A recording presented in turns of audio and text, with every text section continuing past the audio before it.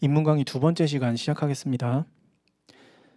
계속 이어서 해보면 법학을 처음 공부하는 수험생이 행정소송법을 공부할 때 어려운 점, 물론 행정소송법과 민법 두 가지 다 해서요. 봅시다. 법학을 공부할 때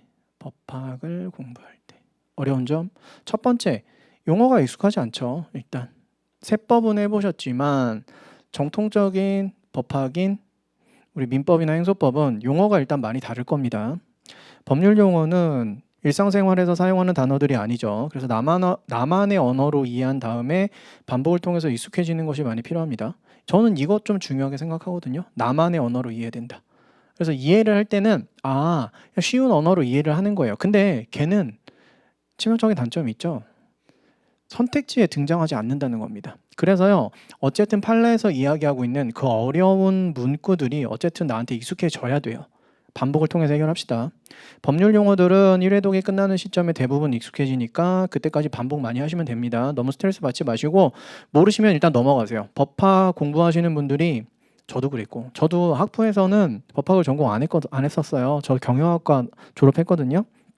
그리고선 나중에 법학을 공부하면서 처음에 진짜 충공갱이었어요. 너무 어렸어요. 충격과 공포. 그래가지고 이거 나한테 안 맞는 학문인데 라고 생각을 했거든요. 그런데 1회독이 끝나고 똑같은 강의를 2번 봤어요. 그러니까 좀 알겠더라고요.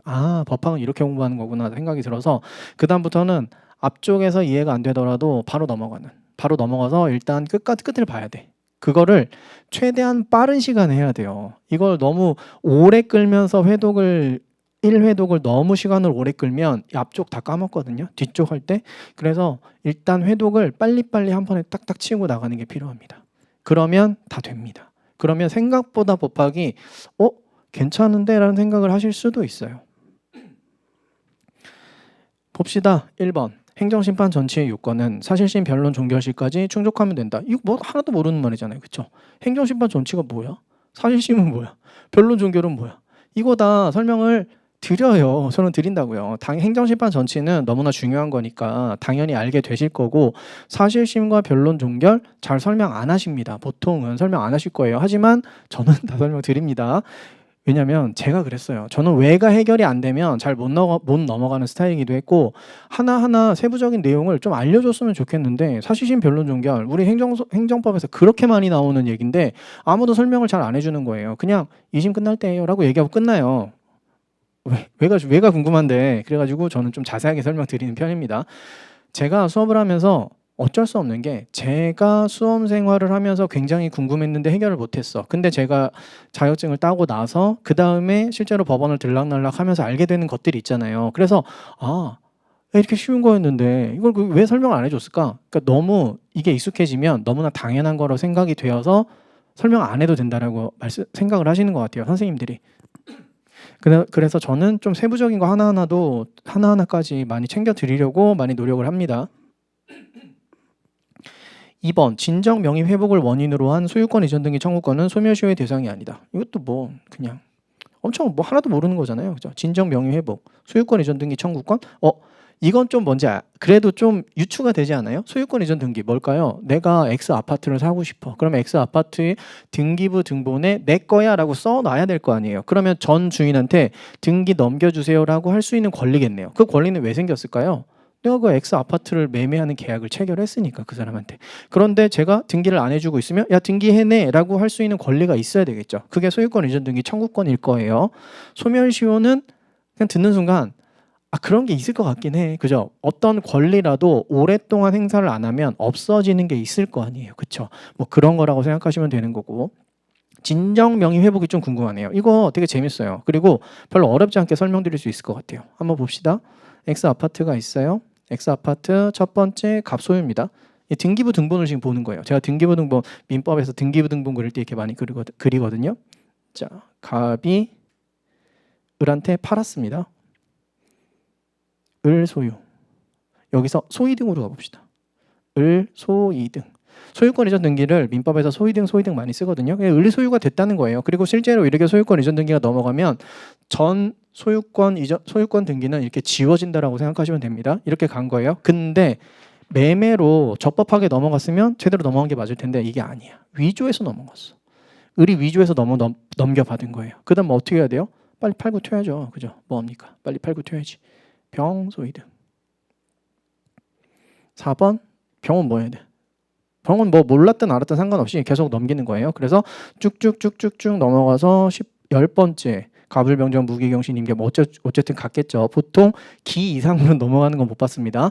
무기 경 경도 있긴 있었다. 신? 설마 신까지는 안 나오고 있어. 네, 어쨌든 여기까지 왔다고 해볼게요. 쭉쭉쭉 넘어와서 자 갑이 어느 날 등기부 등본을 떼보니까 갑자기 이렇게 돼 있는 거예요. 어떻게 해야 돼요? 이게 위조로 넘어갔으면 을 명의의 소유권 이전 등기는 무효의 등기입니다. 무효면 뭐 하면 되죠? 말소 청구하면 없애주겠네요. 그쵸? 그리고 병 소유권 이전 등기는 뭐에 근거해서 이전 등기를 받은 거예요? 을 명의의 소유권 이전 등기에 근거해서 받은 거죠. 그럼 이것도 무효입니다. 그래서 여러분들 등기는 뭐가 없죠? 공신력이 없어요.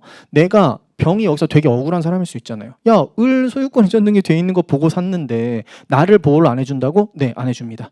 우리 법체계에서는 갑을 보호하든 병을 보호하든 둘 중에 한 명은 보호해야 되죠. 그리고 둘 다 보호할 수는 없잖아요. 이때 갑을 보호하도록 하고 있습니다. 그래서 이거 하나 걸린 상태에서 쭈르륵 넘어가면 나머지는 다 말소 돼야 되는 거예요. 그러면 갑은 자기 소유권을 찾기 위해서 이제 뭐 해야 되죠? 말소 청구, 말소 청구, 말소 청구, 말소 청구 다 해서 이렇게 말소 청구해서 싹 다 없애야 되는 거예요. 그래 뭐 10이면 그래 뭐 9개니까 할만한 것 같다. 100이면요? 어떻게 할 거야? 그 진짜 100명한테 다 말소 등기 청구해야 돼요? 네, 원칙은 그래요. 그런데 좀 너무 어렵겠다. 갑도 억울한 사람인데 어떻게 해야 될까요? 이렇게 하면 되는 거 아니에요? 갑 소이등. 그죠? 되게 심플한 방법인데 그냥 원래 원칙적으로는 다 지워야 되지만 그게 현실적으로 굉장히 좀 복잡하고 어려우니까 마지막에 그냥 최후의 소유권자로 등기되어 있는 자한테 소유권 이전 등기를 받는 형식으로 내 소유권을 회복하는 방법을 인정하면 되게 편하고 좋을 것 같잖아요. 그래서 이런 걸 인정합니다. 이런 걸 진정으로 명의를 가진 사람을 회복시키는 소유권 이전 등기라고 해서 진정 명의 회복을 위한 소유권 이전 등기라고 표현해요. 우리가 보통 줄여서 진명등 이렇게 표현을 합니다. 그래서 이런 것들 진명등은 소멸시효에 걸리지 않아요. 왜냐하면 이건 내 거니까. 그 얘기인 거예요. 소멸시효 대상이 아니다. 맞는 말. 이런 식으로 이제 설명을 드리는 겁니다. 재밌죠? 재밌지 않으세요? 저만 재밌는 걸로? 네. 자, 판례를 읽어도 이해가 되지 않습니다. 이런 문제들이 있는 거예요, 지금. 재량 행위에 대한 사법심사에서 법원은 독자의 결론을 도출함이 없이 당의 행위에 재량권의 일탈 남용이 있는지 여부만을 심사하게 된다. 이거 맞는 말이고요. 뭐 재량 행위는 우리 시험 범위는 행정소송법에서 본격적인 시험 범위는 아니긴 하지만 종종 등장하는 주제인 것도 맞습니다. 그래서 이해 안 되죠. 그죠? 어떻게 설명을 해야 될까? 뭐 자세하게 설명드립니다. 실제 수업에서. 이거는 그냥 뭐 간단하게 그냥 읽고 넘어갈 거고요. 설명 여기서 자세하게 안 드릴 거고. 2번. 이거 뭐 읽는 순간 다 외교 아닙니까? 기한이익 상실의 특약은 명백히 정지조건부 기한이익 상실 특약이라고 볼만한 특별한 사정이 없는 이상 형성권적 기한이익 상실의 특약으로 추정된다. 이거 되게 유명한 거예요. 민법에서 되게 자주 나오고 별로 어렵지도 않아요. 근데 일단 용어를 모르니까 되게 거부감이 딱 들죠. 읽는 순간. 법학이 좀 그런 것들이 있는 것 같긴 해요. 이런 거 두 개가 1번과 2번이 근데 공부를 하다 보면 기본 강의만 들으셔도 그냥 바로 이해가 되시고 별로 어렵지 않은 내용입니다. 이게 법학을 처음 공부할 때 약간 그 걸림돌로 작용하는 애들이 이런 애들이에요. 사실. 자세하게 설명드리면 뭐 당연히 아시게 될 거니까. 그다음 방대한 양과 헷갈리는 개념. 법학하면은 일단 생각하는 게 양이 너무 많다. 다 외워야 되는 거 아니야? 라는 오해 아닌 오해를 좀 사고 있죠. 양이 많은 건 맞는 것 같긴 합니다. 양은 뭐 법학이 어떤 거냐에 따라서 이제 많고 적고가 좀 달라지긴 하는데 네, 맞아요. 이거 제가 이렇게 잠깐 가끔씩 버퍼가 걸릴 때 뭐냐면 이 얘기를 할까 말까 잠깐 고민하고 있는 거예요. 근데 오늘은 인문강의니까 좀 심플하게 갑시다. 네. 방대한 양과 헷갈리는 개념들 되게 많아요. 즉시 항고가 가능한 애들 뭐 이런 애들이 있거든요. 즉시 항고. 이거 두 문자로 해결합니다. 저는 여기서 간단하게 하나 보여드리면 3탄 피 즉시 소집 이렇게 그냥 외워서 푸시는 겁니다. 여러분 시험에서 즉시항고 관련되면 제3자의 소송 참가, 피고 경정, 소외 변경, 집행 정지 이렇게 들어가고요. 제3자의 소송 참가는 제3자만 신청하는 거고요. 여기는 원고, 피고 모두 다 이렇게 가는 겁니다. 라고 말씀드려요. 그래서 이거를 한 행소법을 들으시는 동안 제가 필수라고 생각하는 기본 강의와 객관식 강의 하면서 한 50번은 반복하지 않을까요? 수업 시간에만. 그래서 금방 외워지실 겁니다. 이런 식으로 푸시는 거예요. 즉시 항고라는 게 뭔지 또 궁금하잖아요. 그거에 대한 자세한 설명은 지금 하기는 그렇고 나중에 말씀드리겠습니다. 강의에서.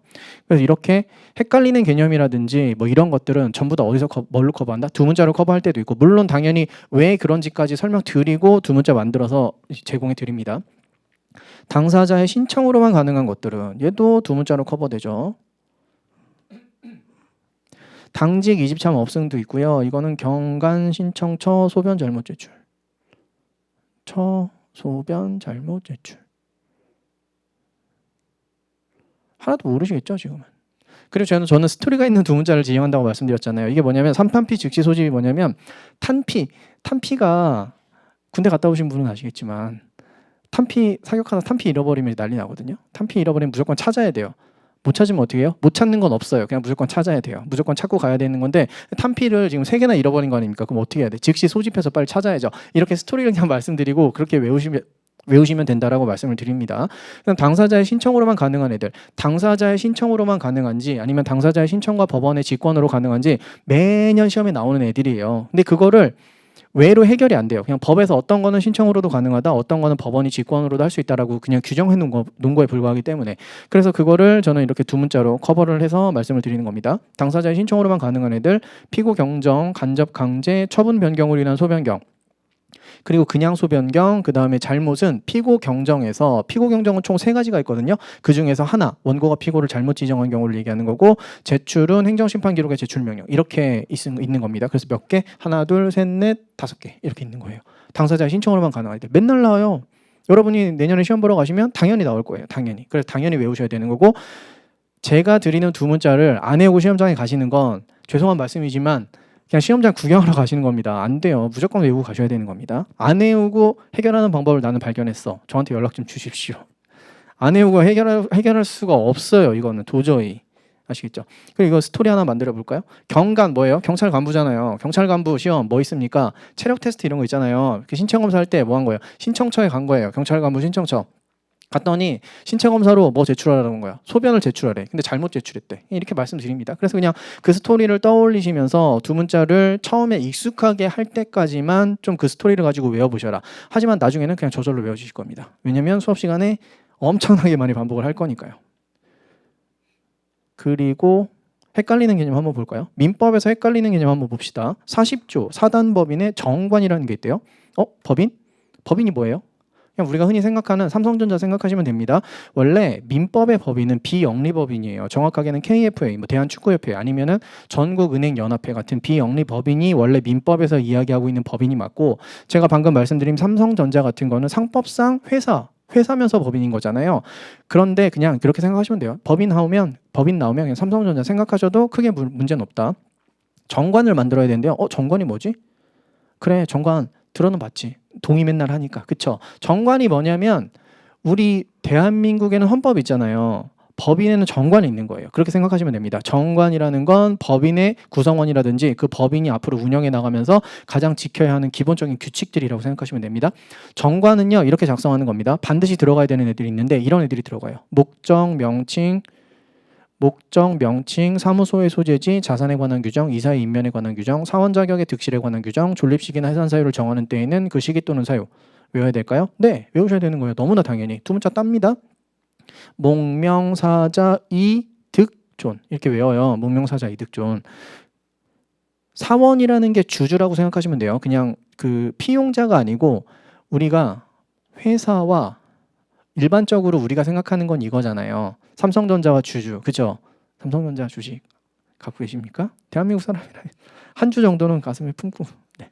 법인과 사원의 관계가 민법에서 법인과 사원의 관계는 상법상 회사와 주주와 관계라고 생각하시면 돼요. 일반 피용자가 아닙니다. 아시겠죠? 그래서 여기 사원 자격의 득실에 관한 규정은 주주 그러니까 이 사단 법인을 구성하는 이 구성하는 자격 누가 구성할 수 있는지 그런 거에 관련된 규정이 들어간다는 거예요. 아시겠죠?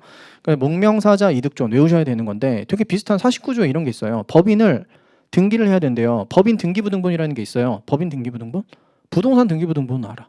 사람한테는 주민등록등본 있잖아요. 일반 자연인한테는. 법인한테도 신분증이 나와야 되는데 그게 바로 법인 등기부등본이라고 생각하시면 됩니다. 우리 회사 법인이잖아요. 그죠? 이지 뭐죠? 정확한 이름이 뭔지 모르겠네. 이지 회계사 세무사 아카데미라고 되어 있는지 아니면 뭐 이지 에듀라고 되어 있는지 그건 확실하게 모르겠지만 어쨌든 우리 회사도 법인입니다. 법인이죠. 그러면 뭘 만든 거죠? 법인 등기부 등본이 있을 거예요. 법인 등기부 등본. 그리고요. 등기를 해야 되는데 등기에는 이런 걸 써요. 또 목적 명칭 봤는데 방금 전에 있지 않았어요? 목적 명칭 그다음에 사무소 비슷한 거 있었는데 위에는 사무소의 소재지였습니다. 근데 여기 사무소. 그다음에 설립 허가의 연월일 파란색은 없는 거예요. 위에 정관에다 적어야 하는 것과 내가 등기를 하는 사항이 달라요. 두 개가. 그래서 정관에 적는 건 목명사자 이득존이고 등기를 해야 되는 사항은 목명사자 이존 설 제출이라고 따로 있습니다. 그 두 개를 비교해서 알아두셔야 돼요. 당연히 외우셔야 되는 거고 왜 제가 그런 차이가 나는지까지도 설명을 드립니다.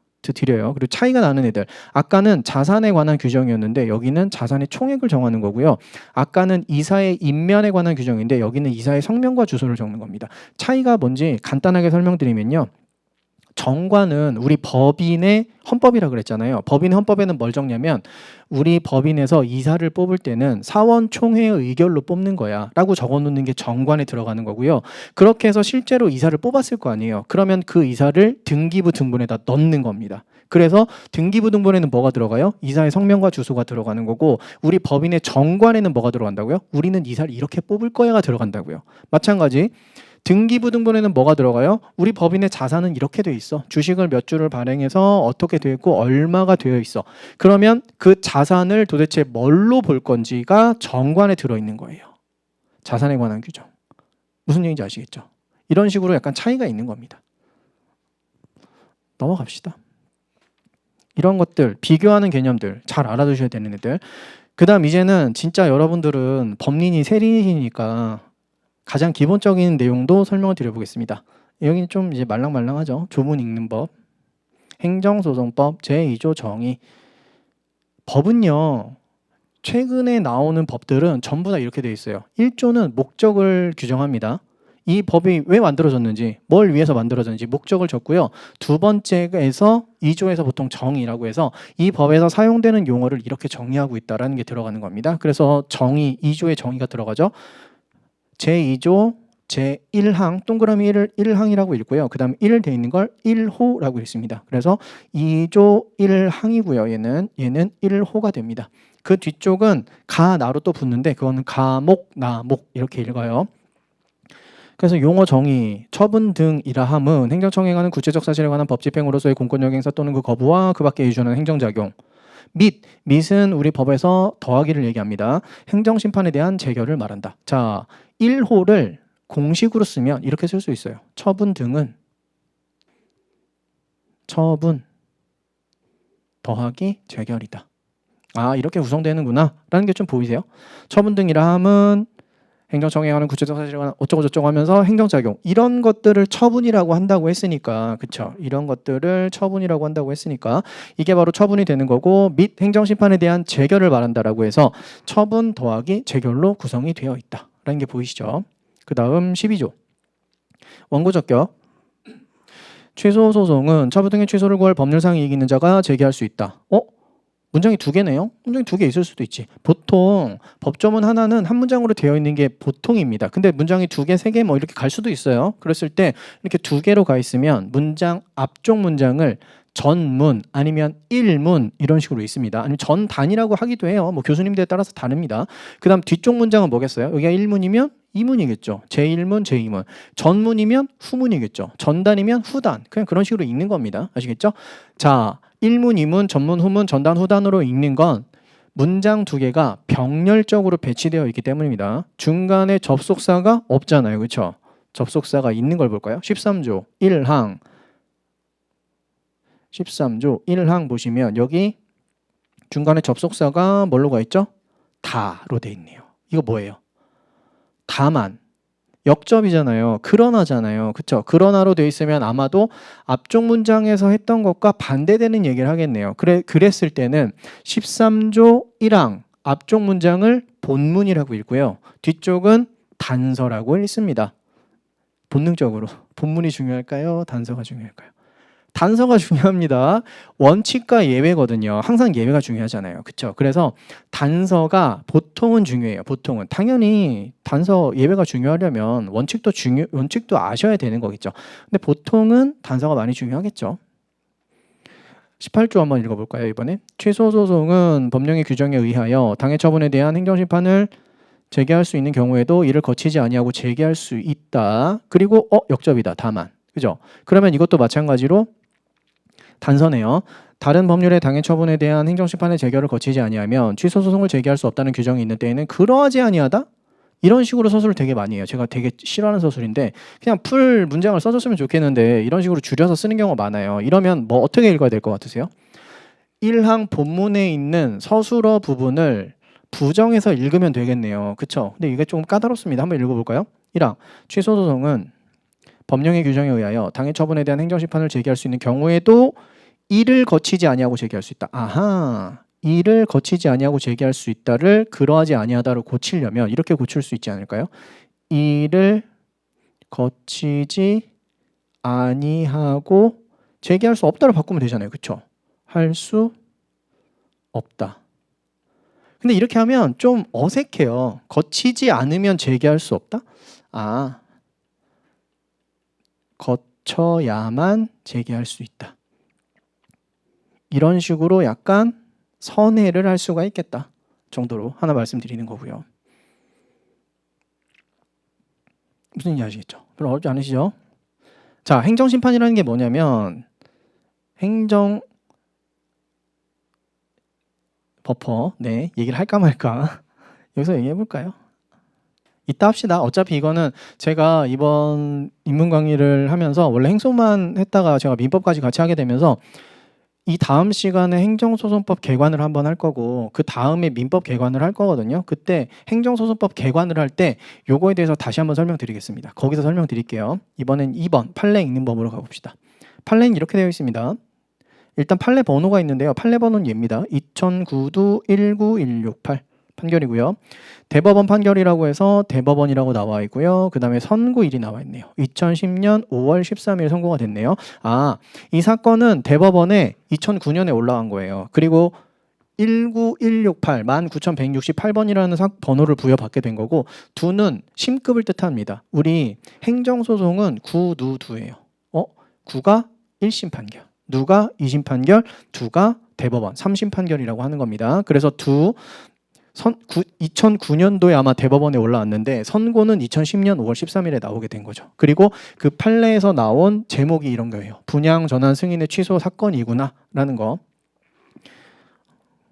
만약에 저는 추천드리지 않지만 판례를 한번 찾아서 사실관계를 좀 봐야겠다라고 생각을 하시면 요 판례 번호 요것만 검색하시면 됩니다. 요거 아시겠죠? 하지 마세요. 근데 아시겠죠? 그렇게까지 시간을 써서 개별 판례에다가 깊게 시간을 들일 건 아닙니다. 여러분들은 뭘 하셔야 된다? 결론 위주로 많이 알고 계셔야 되는 게 중요하니까. 그럼 판시사항이라는 게 하나 나오고요. 판시사항. 판시사항은 이번 판례에서 해당 판례에서 이야기하고 있는 걸 뭐 한 거죠? 뭐 한 거죠? 네. 해당 판례를 요약해서 가장 핵심적인 주제들을 이야기해 놓은 거다라고 생각하시면 됩니다. 그리고 판결 요지 볼까요? 판결 요지. 판결 요지는 판시 사항을 조금 더 자세하게 써놓은 거다라고 생각하시면 되고요. 그 다음에는 이제 판결 주문이 있고 판결 이유가 있을 거예요. 아시겠죠? 그러니까 이거 판시 사항과 판결 요지가 가장 핵심적인 내용이다라고 생각하시면 됩니다. 그리고요, 여기 보시면 적극이라는 말이 있죠. 적극이라는 말은 동그라미라고 생각하시면 돼요. 그러면 반대로 X를 표시할 땐 뭐라고 나올 것 같으세요? 소극이라고 나옵니다. 아시겠죠? 그래서 구임대주택법상 임차인 대표회의도 임대주택 분양전환 승인 처분에 대하여 취소 소송을 제기할 원고 적격이 있어? 있어. 우리 판례에서 이렇게 보겠다라는 겁니다. 시험에는 얘가 나와요. 시험에는 보통 우리 선택지가 아무리 판례가 길더라도 세 줄은 웬만하면 잘 안 넘어가거든요. 그러니까 얘만 나오는 거예요. 이 뒤쪽에. 따라서 이후로 얘만 나오는 거예요. 임차인 대표회의는 행정청의 분양 전환 승인 처분이 승인의 요건을 갖추지 못하였음을 주장하여 그 취소 소송을 제기할 원고 적격이 있다. O. 없다. X. 이런 식으로 그냥 나오는 것뿐입니다. 그래서 우리는 결론적으로 임차인 대표회의가 원고 적격이 있어 없어 이것만 알고 시험장에 가시게 되는데 그거를 장기 기억으로 가기 위해서 왜가 중요하기도 하고 그럼 임차인 대표가 뭔지 알아야 될 거고 그죠? 그러면 임차인 대표회의가 도대체 뭐고 어디서 나왔고 왜 원고 적격이 있다고 했는지 없다고 했는지 그런 것까지를 설명드리는 게 기본 강의에서 해야 되는 일이고요. 아시겠죠? 그래서 판례는 이렇게 구성이 되어 있습니다. 소송의 기본 구조를 한번 봅시다. 소송의 주요 요소. 원고 있죠? 소송의 당사자로서 소를 제기하는 사람이겠죠. 피고, 소송의 당사자로서 소 제기의 상대방이겠죠. 일반 민사소송에서 민법 하시게 되면 민사소송에서 맨날 뭐 나오는지 아세요? 원고가 있고 갑 있고요. 을 있어요. 갑이 을한테 뭐라고 할 것 같으세요? 돈 내놔 하겠죠. 재산법이니까 맨날 돈 달라고 하고 맨날 등기 달라고 하고 이런 소송밖에 없어요. 갑이 을한테 돈 내놔. 왜? 내가 너한테 돈을 빌려줬거든. 대여금 반환 청구 이런 거 하는 거예요. 반환 청구. 그러면 을이 드리겠습니다. 하는 경우 없단 말이에요. 그러면 소송이 성립이 안 될 거 아니에요. 그러니까 얘는 무조건 아니야. 나는 너한테 돈을 빌린 적이 없어. 아니면 내가 너한테 돈을 빌렸지만 나는 이미 갚았단다. 내가 너한테 돈을 빌린 건 맞아. 갚지도 않았어. 하지만 지금 소멸시효가 완성이 되어서 나는 너한테 안 갚아도 된단다. 라고 뭔가 계속 항변을 하게 될 거예요. 그렇죠? 이렇게 진행이 되는 겁니다. 이쪽이 원고, 소송을 쏘는 사람. 그리고 이쪽이 피고가 되겠죠. 그리고 그거에 대해서 나는 이미 갚았음. 뭐 이런 식으로. 아니면 소멸시효 완성되었음. 이런 식으로 항변을 하게 되는 거겠죠. 그럼 이걸 누가 판단하는 거죠? 법원이 판단해서 판결을 해주게 되는 거겠죠. 심리에서 판결하는 주체가 되는 겁니다. 그리고 행정소송의 주요 요소를 볼까요? 자, 행정소송. 민사소송은요 좀 복잡해요. 이게 대여금 반환 청구 그 다음에 피고 측에서 돈을 빌렸다라고 채무자 측에서 뭐 갚았다라고 이야기하기도 하고 뭐 이런 거 이럴 수도 있고 아니면 등기해내라는 소송 대표적인 소송 그렇게 두 가지가 있는데 그런 것뿐 아니고 임대차 계약을 체결하는 경우도 있고 뭐 되게 많단 말이에요. 그래가지고 민법은 일단 기본 세팅이 너무 다양하게 나올 수가 있어요. 하지만 행정소송법은 그게 아니죠. 두 가지 세팅으로 끝납니다. 보통 두 가지로. 일단 첫 번째 똥을 뿌리는 거죠. 너 허가 취소. 이러면서 시작이 되는 거예요. 항상 A가 갑한테 우리 여기 그래서 저는 여기다 을을 자주 씁니다. 일반 국민들 불쌍하잖아요. 허가 취소 먹는 거예요. 그러면 을이 그래 내가 잘못했지. 허가 취소 어쩔 수 없다. 라고 받아들인 경우 없다. 우리는 소송으로 무조건 다퉈야 되잖아요. 아니 왜 저한테 허가 취소를 하신 거죠? 라고 하면서 취소 소송 제기합니다. 허가 취소를 취소해 주세요. 그죠? 어디로 가죠? K법원으로 가야죠. 행정법원으로. 그죠? 법원으로 소송을 제기하게 되는 거죠. 피고가 누구겠어요? 여기서는? A겠죠. A가 했으니까. 그죠? 이렇게 다투는 거고 여러분들은 뭐가 되실 거죠? 세무사가 되실 거니까 허가 취소 대신 뭐가 나오는 겁니까? 과세 처분 나오는 거죠. 야 세금 내야지. 그죠? 그럼 A는 누구겠어요? 여기서는? 세무서장이 됩니다. 보통. 그러면 을은 내겠습니다. 없다고요. 무조건 소송으로 다투는 겁니다. 왜 내가 내야 되지? 안 내도 될 것 같은데 이러면서 소송으로 다 가는 거죠. 이런 식으로 일단 뭐가 나왔죠? 나쁜 게 나온 거예요. 맞죠? 나쁜 거를 없애주세요라는 게 일단 첫 번째 사례, 그 다음 두 번째 사례. 거의 이걸로 다 끝나요. 행정소송은 기본이 이거예요. 기본이. 그 다음에 뭐가 있냐면 또 이게 있어요. 이번에는 갑이야. 일반 국민 갑이 야 허가 좀 해줘. 허가 신청. 그랬더니 A가 드리겠습니다. 없다고요. 안 해줘야 된다고요. 무조건 갈등을 만들어야 될 거 아닙니까? 허가? 거부. 안 해줄 건데? 이러는 거예요. A가 거부. 그러면 다퉈야죠. 또 뭐 할 것 같으세요? 법원 제가 거부했어요. 저한테 허가 좀 주세요라고 하면은 권력분리원칙 위반입니다. 법원은 허가 못 해줘요. 그러면은 행정부가 뭐가 필요합니까? 그죠? 법원으로 가서 법원에 허가해 주세요 이렇게 하면 될 거 아니에요. 그죠? 그래서 그런 건 안 되고 뭐만 할 수 있냐면 행정부, A가 지금 행정부잖아요. 행정청, 구청장이 될 수도 있고 세무서장이 될 수도 있고 아니면 장관이 될 수도 있고 뭐 이런 사람한테 허가해달라고 했는데 거부했죠. 그러면 그 거부가 잘못된 거야라고 하면서 다툴 수밖에 없는 거예요. 그래서 여기서 굉장히 이해하기도 어려운 거부라는 처분을 했고 거부 처분 취소 소송이라는 걸 제기하게 됩니다. 사법부가 할 수 있는 일이 되게 좀 한정적이죠. 사법부가 직접적으로 허가해줄게, 내가 허가하라고 명령해줄게, 이런 건 못한다고요. 우리 행정소송법 체계가 그렇게 안 돼 있어요. 무슨 체계? 취소소송 위주의 체계. 행정부가 어떤 액션을 취하면 그 액션이 잘못되었으니까 그 액션을 없애라까지만 할 수 있는 거예요. 지금 행정청은 무슨 액션 했어요? 거부라는 걸 했죠. 이 거부는 잘못됐네, 그래서 거부만 없애줄게까지만 할 수 있어요. 거부가 없어지면 다시 어느 상태로 되돌아가는 거죠? 허가 신청 있는 상태로 되돌아가는 겁니다. 그러면 A 행정청은 다시 한번 그 신청에 대해서 응답을 해줄 의무가 있을 뿐이에요. 다시 재차 거부 가능할 수도 있습니다. 야, 권리부재 받기 힘들겠는데? 또 거부하면 어떻게 해? 다른 근거 들면서 가능해요. 이론적으로 가능하지만, 그래서 이거 너무 권리부재가 너무 안 되는 것 같은데, 권리부재가 어쨌든 되게 하기 위해서 우리 행정소송법이 규정이 되어 있습니다. 최대한 거부처분 취소소송부터 좀 잘 이해가 안 돼요. 여기서부터 일단 어쨌든 우리 행정소송법 체계는 이렇게 되어 있습니다. 그래서 이거 두 가지예요. 나오는 거는 나쁜 거 받았습니다, 없애주세요. 좋은 거 주세요, 안 줄 거야, 안 줄 거야, 없애주세요. 이거밖에 없어요. 두 개. 아시겠죠? 두 개. 그래서 행정청, 여기서 A가 바로 행정청이죠. 처분을 행하는 자. 처분이라는 게 제가 방금 말씀드렸던 그 액션이라고 생각하시면 됩니다. 행정청이 한 액션.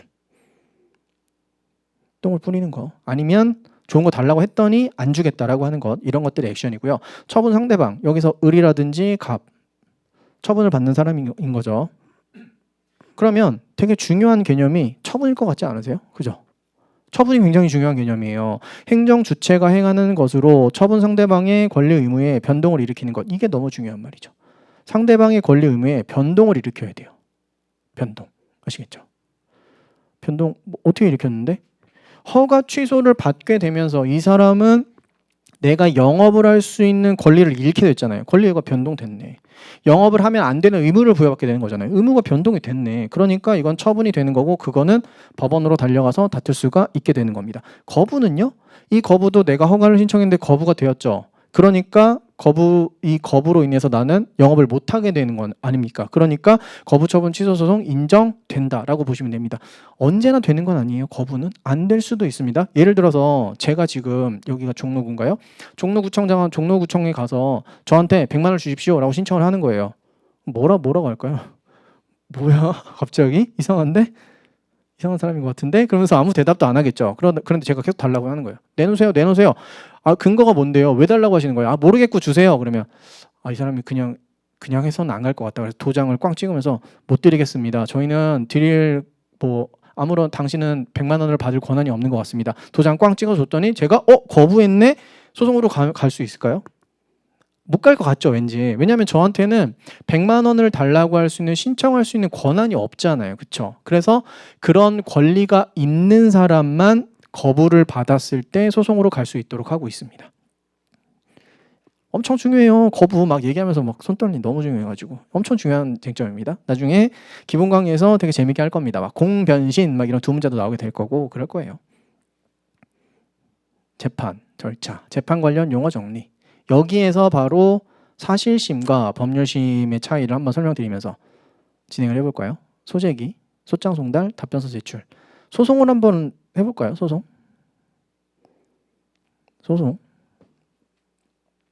민사소송을 가지고 한번 설명드려볼까요?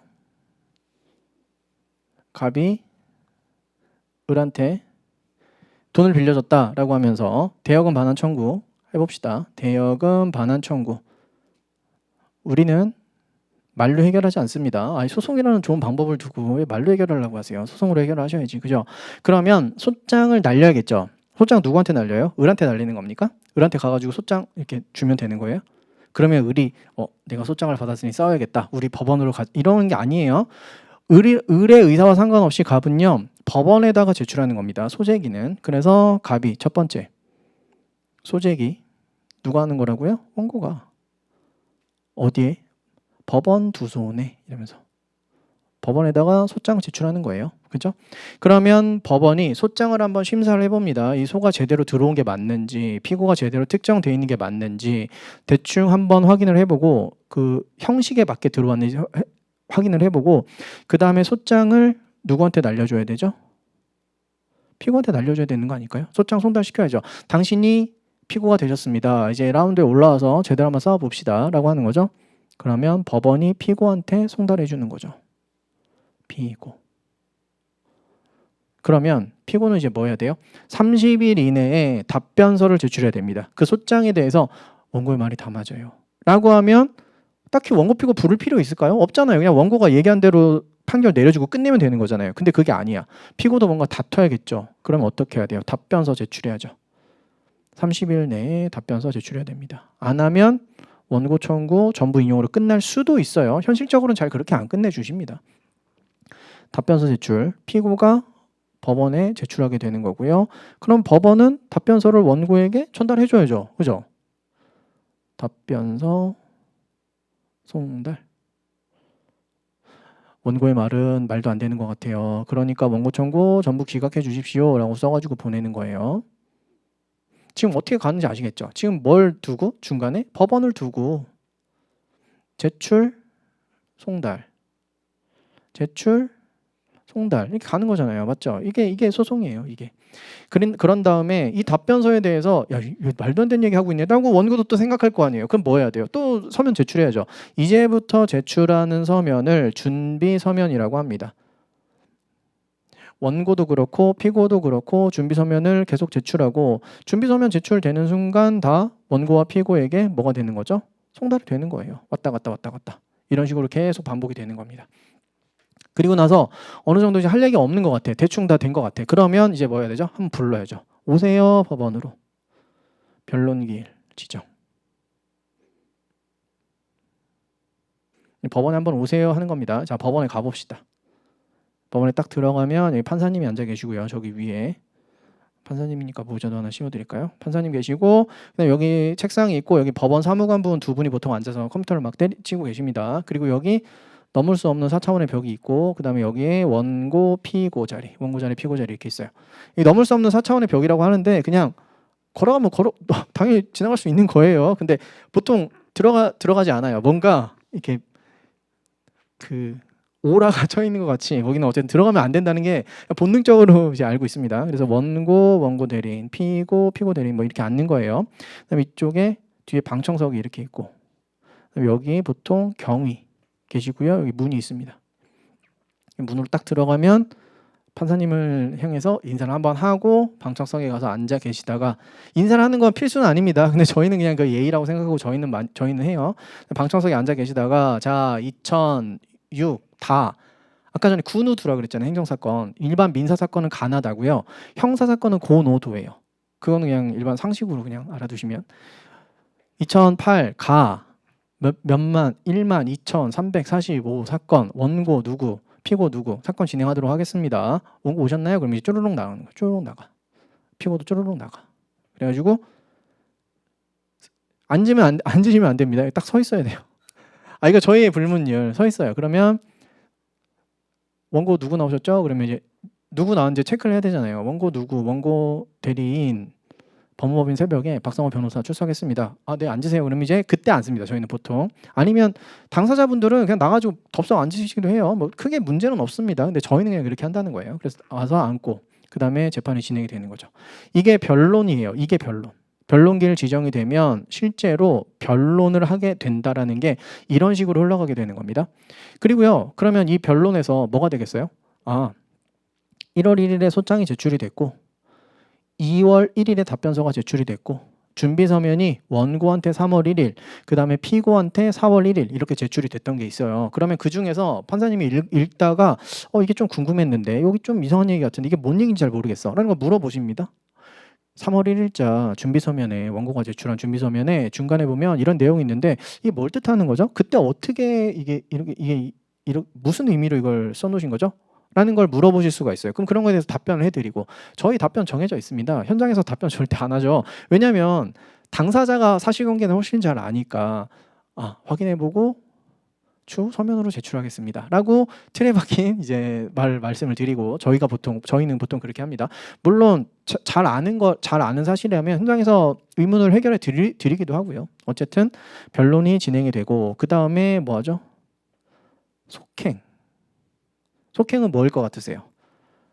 오늘 내가 궁금한 게 이런 거니까 너희들은 그거에 관련된 답을 좀 해보렴. 서면으로 해. 그리고 나서 다음에 변론기를 한 번 더 잡을게. 이게 바로 속행입니다. 그럼 속행하면 이제 뭐 해야 돼요? 돌아와서 또 준비서면 제출해야죠. 그죠? 그러면 또 변론기를 지정하고 변론하고 이게 왔다 갔다 하는 겁니다. 여기까지.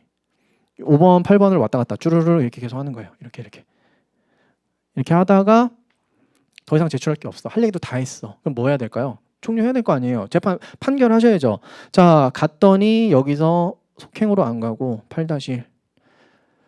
지금까지 제출하신 건 다 하신 것 같은데 원고도 하실 말씀 있으세요? 피고도 하실 말씀 있으세요? 없습니다. 저희 다 저희 다 제출한 것 같습니다. 이제 판결해 주시면 될 것 같습니다. 네, 그럼 오늘 변론 종결해도 될까요? 라는 말씀을 하시고요. 네, 변론 종결해 주세요. 네, 오늘 변론 종결하겠습니다. 아니면 결심하겠습니다. 뭐 이런 말 여러 가지 있거든요. 여기에서 변론 종결이라는 걸 하게 되는 거예요.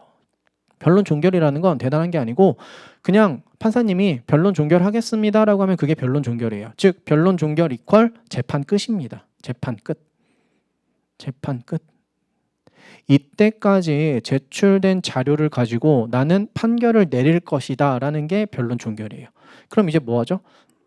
변론 종결됐고요. 2주 후에 몇 월 며칠 몇 시에 어디에서 판결 선고하겠습니다 라고 선고기일을 지정을 하게 되시는 거죠. 우리는 제일 중요한 거 아니에요? 선고?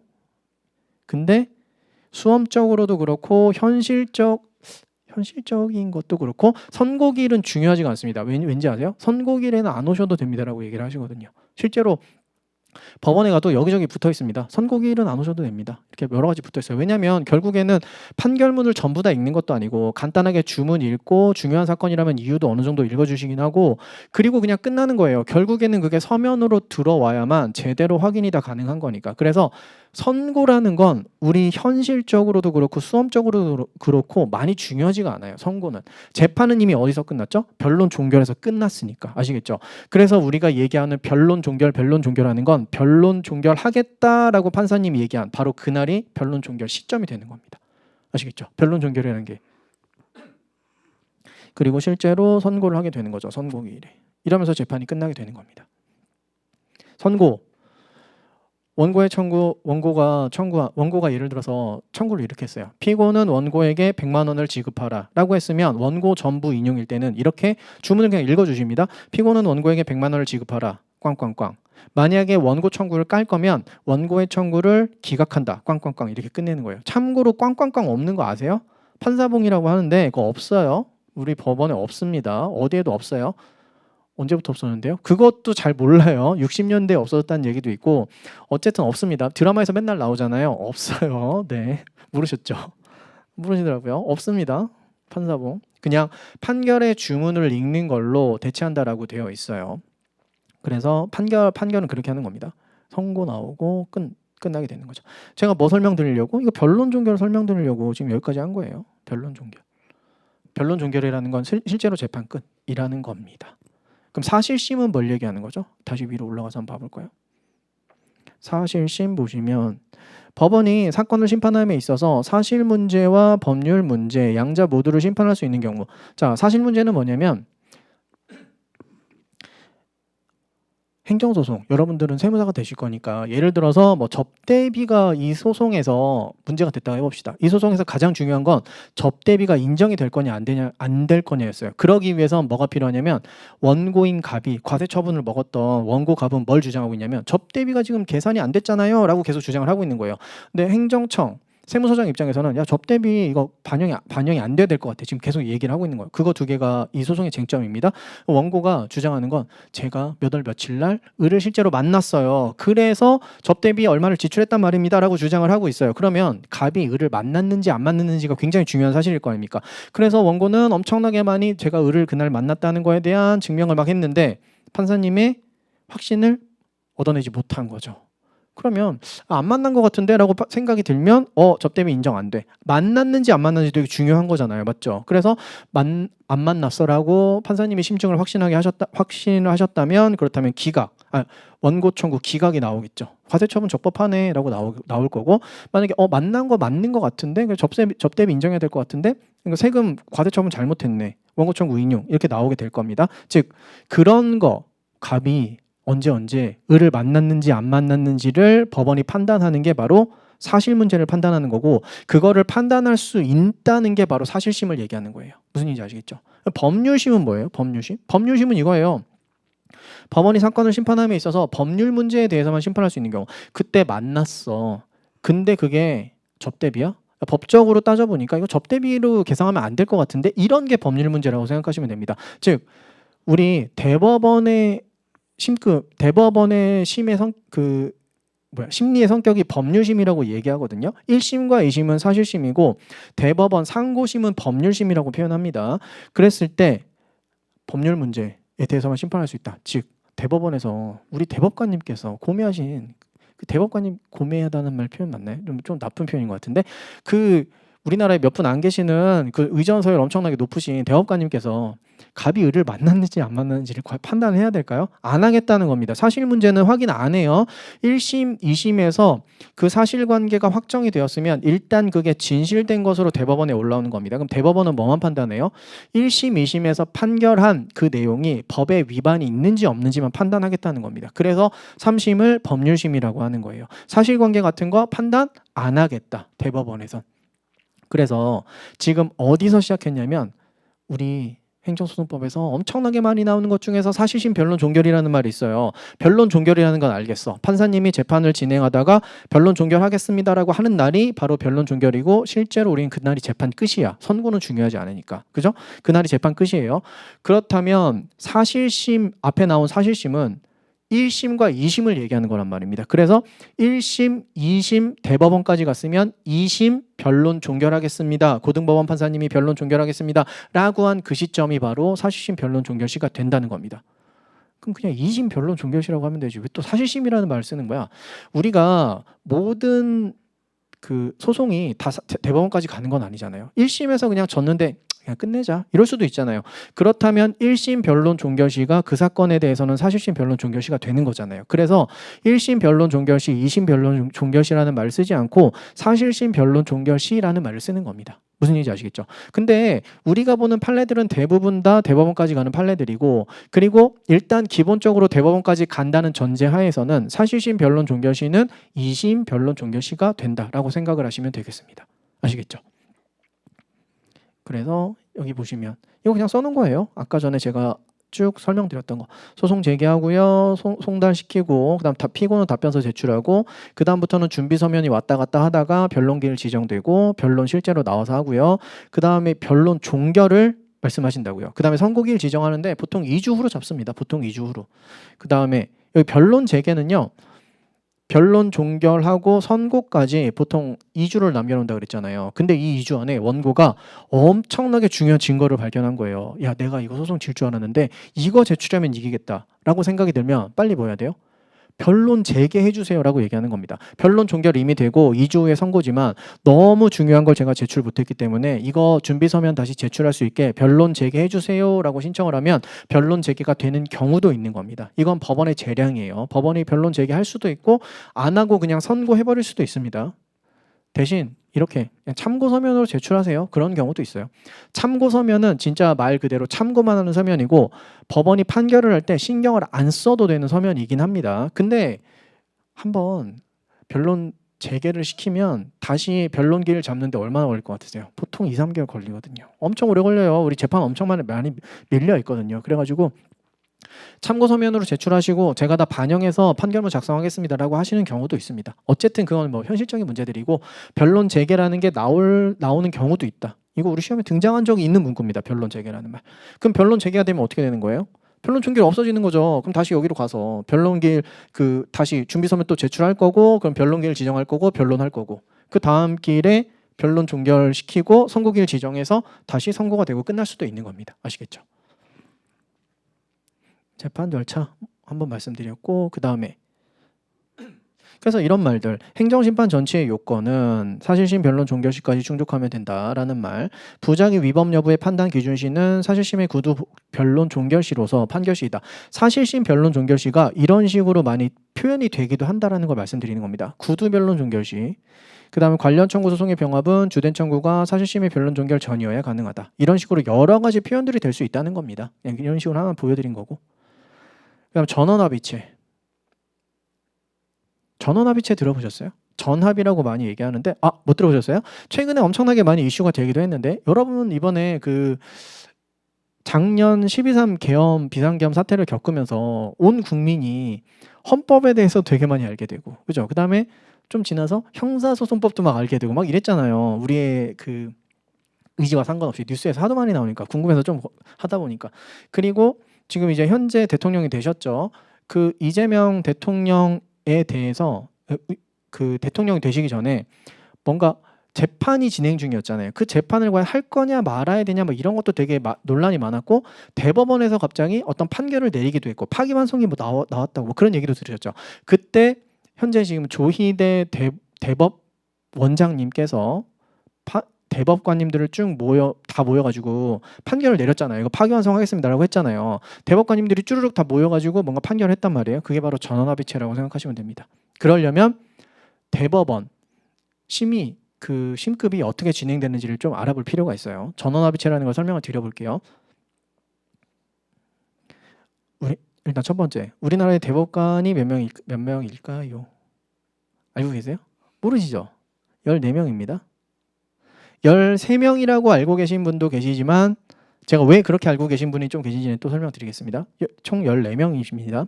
이 중에서 넘버원 1장 누굽니까? 대법원장님이시죠. 넘버원. 우리나라 대한민국 국가의전서열 3위 아니십니까? 대한민국 국가의전서열 1위 누구예요? 대통령. 우리나라 1장 대통령이니까. 2장 누구예요? 국회의장, 입법부. 그 다음에 3장이 바로 사법부로 가서 사법부는 우리나라 현실적으로 2개잖아요. 일반 법원이 있고 헌법재판소가 있죠. 그래서 대법원장 그리고 헌법재판소장이 두 분이 동일하게 나란히 의전서열 3위라고 생각하시면 됩니다. 어디가 더 높아요? 그냥 일단은 동일하게 3위예요. 동일하게. 국무총리 아닙니다. 2위가 뭐 그런 거 아니에요. 국무총리 생각보다 좀 낮아요. 대법원장님이 계시고 어쨌든 우리나라 3장이시죠. 의전서열. 그 다음에 대법관 14분 중에서 넘버 2가 법원 행정처장이라는 계십니다. 최근 이번에 또 뭐 막 청문회 여러 가지 하고 막 그랬잖아요. 관련된 사건으로 인해서. 그러면 법원 측의 입장을 듣기 위해서 국회에서 청문회 열면 거기에 부르시는 분이 다 법원 행정처장님이 가시는 겁니다. 이분은 재판에 개입은 안 하세요. 재판은 안 하시는 분입니다. 법원에 관련된 행정적인 업무만 담당하시는 대법관님이세요. 그러면 이제 몇 분 남았어요? 12분의 대법관님이 남았죠. 우리나라에서 3심 제도로 되어 있는 건 알고 계실 거고. 그러면 1심 있고요. 그 다음에 우리가 흔히 얘기하는 2심, 그냥 흔히 얘기하는 3심이 있는데 2심, 3심은 이제 좀 있어 보이게 얘기합시다. 우리는 그래도 법에 대해서 배우는 사람들이니까 2심은 항고 있어 보이게 얘기하죠. 항고를 쓴다는 거 진짜 항소심이라고 하고요. 1심에 불복해서 2심으로 가는 걸 항소라고 하거든요. 그 다음에 2심에 불복해서 3심으로 가는 걸 상고라고 하고 그래서 3심이라는 말보다는 상고심이라는 말을 더 많이 씁니다. 더 많이 쓰는 게 아니고 3심이라는 말은 그냥 안 써요. 다 상고심이라는 말을 씁니다. 2심이라는 말은 좀 쓰긴 합니다. 근데 2심은 항소심이 되는 거고요. 그래서 이 상고와 항소를 합쳐서 상소라고 표현하는 거예요. 상소. 그러면 요 3심 어떻게 진행되냐면 이렇게 진행돼요. 이 12분의 대법관이 총 3가지 부로 나뉩니다. 1부, 2부, 3부. 1부, 2부, 3부. 1부 4명, 2부 4명, 3부 4명. 이렇게 대법관님이 배치가 돼서 우리나라에 올라오는 그 많은 상고 사건들이 전부 다 여기 배당, 여기 배당, 여기 배당 돼서 진행이 되게 되는 거예요. 연 4만 건이 올라온다 그랬나? 그걸 이제 여기서 3개 부서에서 다 처리를 하는데 현실적으로 되게 많이 어렵겠다는 생각이 많이 들죠. 드릴 말씀은 많지만 넘어가겠습니다. 여기 재밌는 재밌는 게 아니고 그런 걸 이해하기 위해서 우리나라 법 체계가 어떻게 되어 있는지도 알면은 되게 좀 이해가 쉽거든요. 어떻게 현실적으로 이 대법원에 올라오는 모든 사건을 다 여기서 어떻게 하는 걸까? 왜냐면 이분들의 달려있는 그런 실제로 그 기록들을 읽어서 요약해서 대법관님들한테 제공해 주는 분들이 엄청나게 많이 달려있다고 보시면 돼요. 실제로 판사님들도 여기 가 계시고 그렇게 되어 있습니다. 자, 이렇게 되어 있어요. 근데 어떤 사건이 이제 2부에 올라왔어요. 제가 대법원 3부 국선 변호인 네. 어쨌든 1부, 2부, 3부 있었는데 무슨 얘기하다가 들어왔어요. 중요한 사건이 1부에 들어왔습니다. 1부에서 심리를 하다 보니까 너무 중요한 것 같아. 어떻게 해야 되죠? 다 모이세요, 대법관님들. 불러야 되는 겁니다. 다 부르면 법원 행정처장님은 재판에 개입 안 하시니까 빠져야죠. 그 다음에 1번과 1부, 2부, 3부 하면 13분이 모이시는 거예요. 그래서 이 사건을 한번 심리해 봅시다. 이 사건 과거에 우리는 A라고 결론을 계속 내렸거든요. 근데 이제는 더 이상 A라고 결론을 내리면 안 될 것 같아요. 이제 우리나라 사회 체계와 문화의 발전과 이런 걸 봤을 때는 나 A로 결정을 내려야 될 것 같습니다. 이제는. 그래요? 저는 아닌 것 같은데요. 아직까지 A가 더 중요한 것 같은데요. 이렇게 대법관님들이 막 얘기를 하시다가 결론을 내리는 게 바로 전원합의체입니다. 13분이 모여서 결론을 내리는 거고 다수결로 결정납니다. 그래서 7대 6으로 나온다고 하더라도 7분이 판단을 하신 게 이제 결론으로 나가게 되는 거예요. 그걸 전원합의체라고 표현합니다. 중요한 사건이겠죠. 우리나라에서 굉장히 굵직굵직한 이슈가 되는 그런 사건들, 그런 것들을 많이 전원합의체에서 판결을 합니다. 보통은 지금까지는 결론을 A라고 내다가 아까 말씀드렸다시피 이제는 A가 되면 안 될 것 같아. 나 A로 가야 될 것 같아. 그런 것들도 전원합의체로 많이 나오기도 하고요. 아니면 사회적으로 좀 이슈가 많이 됐던 사건이라든지 뭐 그런 것들을 하시기도 하고요. 이게 바로 전원합의체입니다.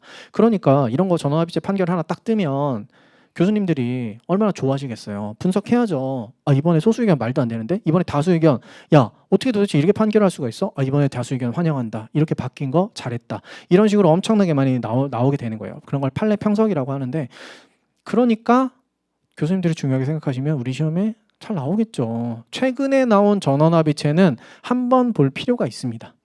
그래서 볼 필요들이 있다는 거예요. 전원합의체. 법원 조직법에 이렇게 규정이 되어 있죠. 대법원의 심판권은 대법관 전원의 3분의 2 이상의 합의체에서 행사하며 대법원장이 재판장이 된다. 다만 대법관 3명 이상으로 구성된 부에서 먼저 사건을 심리하여 의견이 일치한 경우에 한정하여 다음 각 회의 경우를 제외하고 그 부에서 재판할 수 있다. 그러니까 원래는 1부, 2부, 3부에서 이렇게 심리를 하는 게 원래 원칙이긴 하지만 중요한 사건이 들어오거나 아니면은 이제는 우리 대법원이 앞으로 지금까지 있었던 의견을 바꿔야 되겠다라고 생각이 드신다면 이 13분이 전부 다 모여가지고 전원합의체를 연다. 그러니까 되게 중요한 판례일 거다. 그래서 여기 보시면 이렇게 쓰기도 해요. 대법원 전원합의체, 선고일 적고 그다음에 사건 번호 적고 그다음에 이거 제목까지 적는 경우가 있는데 제 교재에는요 보통 이것만 적어요. 대판 전압, 그다음에 선고일, 그다음에 사건 번호만 적습니다. 전압이 없으면 그냥 일반 사건이 될 거고요. 뭐 이런 식으로 나오게 되는 겁니다. 민사 사건에서 그래도 최근에 나왔던, 그래도 벌써 10년이나 됐네요. 우리 변호사들이 엄청나게 싫어했던 판결이 전원합의체로 하나 나왔는데요. 형사 사건에 대해서는 성공보수 약정하면 무효입니다. 형사 사건의 성공보수는 못 받아요. 민사 사건에서 성공보수 약정은 가능하거든요. 민사 사건에서 성공보수 약정 어떻게 하는 건데요? 지금 1,000만 원 달라고 청구하시는 거죠. 인용된 금액의 1% 제가 받겠습니다. 그렇게 계약하시죠. 가능하다고요. 2% 가능하다고요. 그건 사적 자체의 원칙에 따라서 가능한 겁니다. 민사 사건에서 성공보수 약정은 가능해요. 물론 수임료는 따로 받는 거고요. 형사 사건에서 성공보수 약정은 뭘까요? 이번에 집행유예 나오면, 이번에 벌금 정도만 나오면, 실형을 면하게 되면 저한테 얼마 주십시오. 이게 성공보수 약정이에요. 듣는 순간 뭔가 좀 저렇게 계약을 해도 되나? 아니 집행유예 그 사람이 잘못한 거에 맞춰서 판결이 나오는 걸 텐데 집행유예 받아주겠다라고 얘기하고 뭔가 되게 암흑의 거래를 하거나 막 이럴 수도 있는 거 아닌가? 라는 그런 오해가 있기 때문에 그래서 형사 사건에서는 성공보수 약정 하지 마라고 우리 대법원이 이렇게 판결을 내렸던 겁니다. 전원합의체로 바뀌었어요. 전원합의체로 이런 것들. 그래가지고 수험적으로도 민법을 선택하시는 분들은 이거 너무 쉬워요. 민사 사건에서는 성공보수 약정 가능. 형사 사건에서는 성공보수 약정 무효. 반사회적 법률행위라고 봅니다. 이런 거를. 그래서 해당하지 않는다 땡. 공소양속 위반 행위로 무효이다 땡. 공소양속 공공질서 선량한 풍속에서 공소양속이라고 많이 표현합니다. 제가 두 문자의 알레르기 좀 안 가지셨으면 좋겠다라고 말씀드리는 게 우리 법에서도 판례에서도 되게 많이 써요. 헌법재판소 헌재 많이 쓰잖아요. 그렇죠?